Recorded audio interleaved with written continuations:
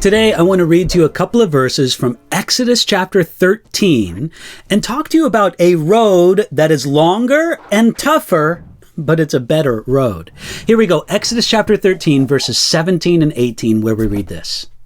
Then it came to pass, when Pharaoh had let the people go, that God did not lead them by the way of the land of the Philistines, although that was near. For God said, lest perhaps the people change their minds when they see war and return to Egypt. So God led the people around by way of the wilderness of the Red Sea. That's Exodus chapter 13, verses 17 and 18. Now, Pharaoh finally let go and let the people of Israel leave Egypt. After the terror of the death of the firstborn, Israel couldn't leave soon enough for Pharaoh, so he pushed them out. As Israel left Egypt, God had a road for them to travel. Now, in that day, travel between Egypt and the empires that lay to the north and west of them, that travel was common. And the roads led through an area that we know today as Israel.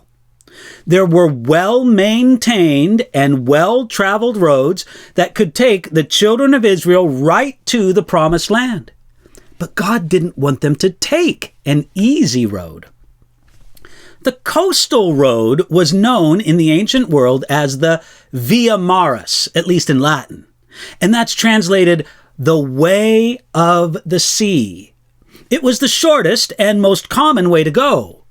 But it was also the road where Egypt's military outposts were established. God knew the people of Israel were not yet ready to face those fortresses, so he led them in a different way. In the same way, God will never allow us to face more than we are able to bear. He knows what we can handle. 1 Corinthians chapter 10, verse 13 says this, "No temptation has overtaken you except as such is common to man. But God is faithful, who will not allow you to be tempted beyond what you are able, but with the temptation will also make the way of escape, that you may be able to bear it." You see, God knows what we can bear, and he knows what is beyond us. If God takes us on a difficult road, we can trust that it isn't too difficult as we rely on his strength. It would have been easy for the Israelites to think that the Via Maris, the road of the sea, was the best way to go. It was a better road, it was the shortest distance, and it was a trade route, so food and water could be bought along the way.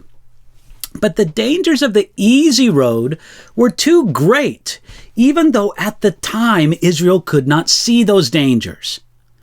The same is true of our walk with God. A way that seems right to us may turn out to be full of dangers that we could never even think of.